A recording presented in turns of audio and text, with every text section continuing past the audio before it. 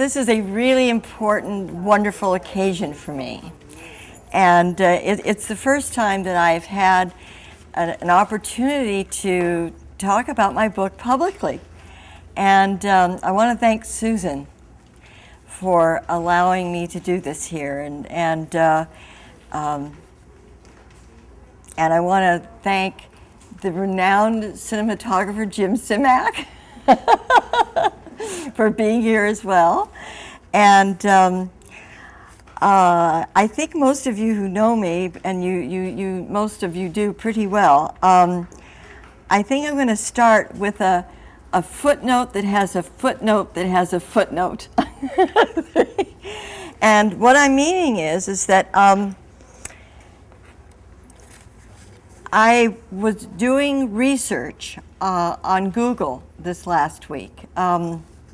I wanted to make some kind of confirmation, specific confirmation about a belief I had about sexual offenses or violence during war, and how it may parallel with, or does parallel, in my belief, with sexual violence at home, within the home. And in doing that, I Googled Catherine McKinnon, who is in both of my acknowledgments. She's in my personal acknowledgments, and she's in the more formal acknowledgments because I quoted her. She is a professor of law at the University of Michigan, Ann Arbor.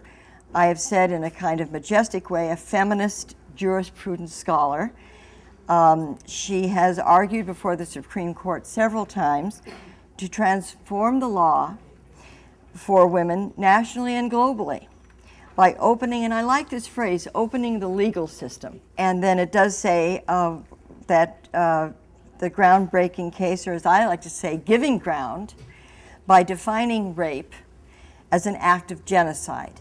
And I knew that she had worked with, represented rather, women in Bosnia-Herzegovina who were rape victims during the war. And that is, in other words, it comes under the, speaking of the umbrella of human rights, and that it's a war crime. Well, I'll show you, because I have it here, that warfare, global violence, and domestic violence can barely be differentiated when the weapon as a phallus symbol becomes a phallus as weapon.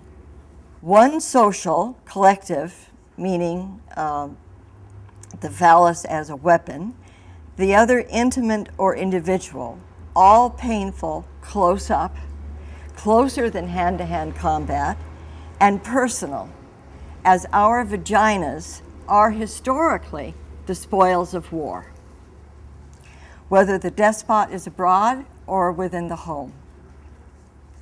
And then I have the first lines of Emily Dickinson's poem, I am afraid to own a body.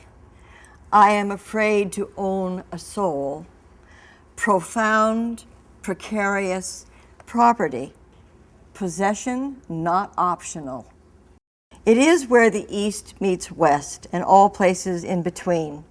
Benign or brutal. Possession and control give power its power. Speaking of my book being on the broader plane, and speaking of what is the difference between, or can you find really any difference between global violence or nations at war or domestic violence? And one thing that I think really gives you that sense of that there isn't really a difference is the fact that deadly or death-defying, a near universal experience of a woman being raped is the belief she is going to die.